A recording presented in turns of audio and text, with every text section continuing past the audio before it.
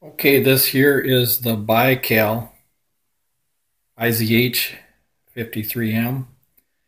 If you want to find out more about this pistol, I do have this on my channel. You just got to go look for it. And there's going to be a lot of details on this. Since that time, I've tried to do a two-hand rest thing. So it's almost like bench rest at 5 yards and 10 yards with this specific pellet.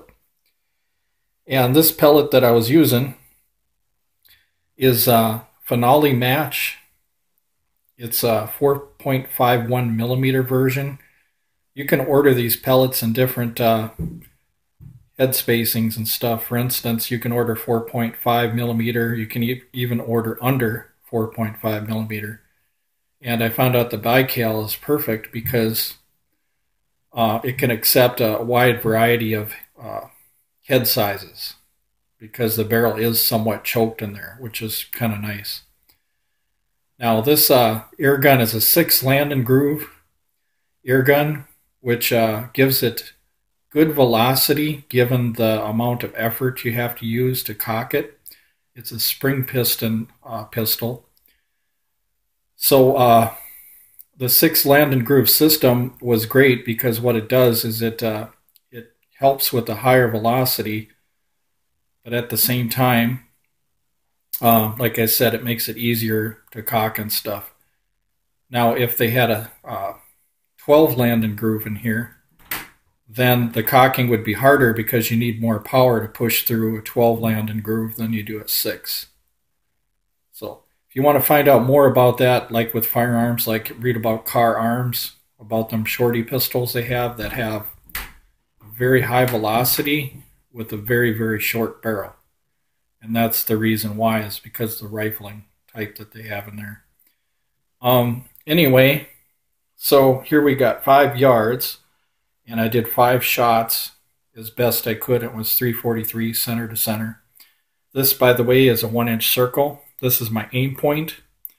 When you're doing your shots, you have to make sure you match the front sight with your aim point so you have some kind of reference so you can keep steady. So use a 1-inch at 5 yards, and then at 10 yards use a 2-inch reference. So basically I was aiming the front notch right there to hit here. This is just a group test. I'm not trying to bring them down to the center. If I wanted to bring them down to the center, it's fully adjustable. I could do that real easy. What I'm looking for is groups here. So 343 center to center for 5 shots of that particular pellet. And let's see, 5 shots at 10 yards is 750 center to center. So this thing does have potential. It's all in how you hold it and stuff like that. Now, if you're doing freehand, you know, it might take a while to learn it and stuff, but it does have a very, very light trigger pull, single stage. It's almost like a hair trigger. It just goes off sometimes quicker than you want it to. So for some people, they would love that. And also, it's one of the easiest spring piston pistols to cock, along with the Browning Buckmark. So in the spring piston area, this pistol does very well. And what people have to remember is that spring piston pistols have recoil. So it's not like the 747 I have or the 717, which don't have any recoil. This has recoil. So you have to learn how to manage that when you're shooting it. So recoil is kind of a disadvantage for accuracy in some ways, but if you learn how to manage it, you can probably get some decent accuracy out of her.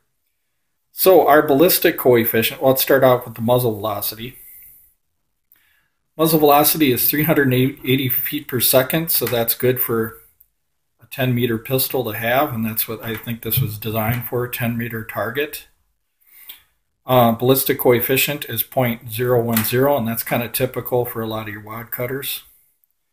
And I wrote down on the bottom of the sheet here, after calculating that, its 25-yard velocity with that ballistic coefficient is about 278 feet per second. But anyway, if you guys want to find out more about this pistol, you can look at my other videos and stuff like that. But the one thing that makes this pistol different definitely is the 6 land and groove barrel that it has. It's kind of unique from what you see with other air pistols. And I have to admit that it does grab like them Crossman 10.5 grain pellets and some of them heavier round nose pellets. It does, the rifling does, you can see it on the pellet and stuff when it comes out, both the head and the skirt, which is a good sign. It means that you're getting some good rifling on that pellet. So because of the speed, 380 feet per second and 278 at 25 yards, you might want to try maybe some 7 grains in this and see what you can do. You might be able to have maybe a little more fun plinking at 25 yards. Now the drop on this pellet, I'm not sure what it would be. I've got to test it at 25 yards, but I think it'll make the journey to 25 yards. And the rear sight is really nice and adjustable. Just with your thumb, you don't need any tools. You just use your thumb and stuff like that. So I can show you really quick here. So that wheel right there is what you use. You just turn that wheel. That's all you have to do. So there's no screwdrivers. And then your windage right here.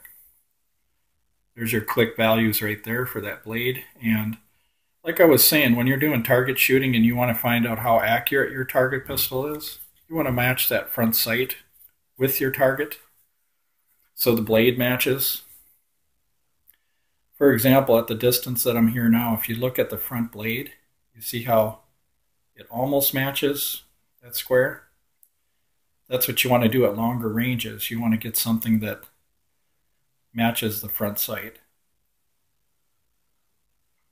Yeah, so if you were at very, very long range, you want something kind of like a pumpkin on a post thing that you can rest on that front sight. And then once you bring your blades at the right place, then, the rear sight, then you can fire away. What you don't want to do is find something that's smaller than the front sight, because, like for instance, if you look here, you see that square right there. Now if I go back further, you can see it's a mismatch. You could fit 2 of them squares on the end of here. So what you want to do is wherever you're shooting from, you want to take a dot and try to make the dot so it lines up with the blade. So if we go back further, you can see that orange circle will almost rest right on the front sight. That's what you want. Okay, now we're good, right about there. That's the kind of target you want to find. It's something that will match that front sight. Anyway, enough of that.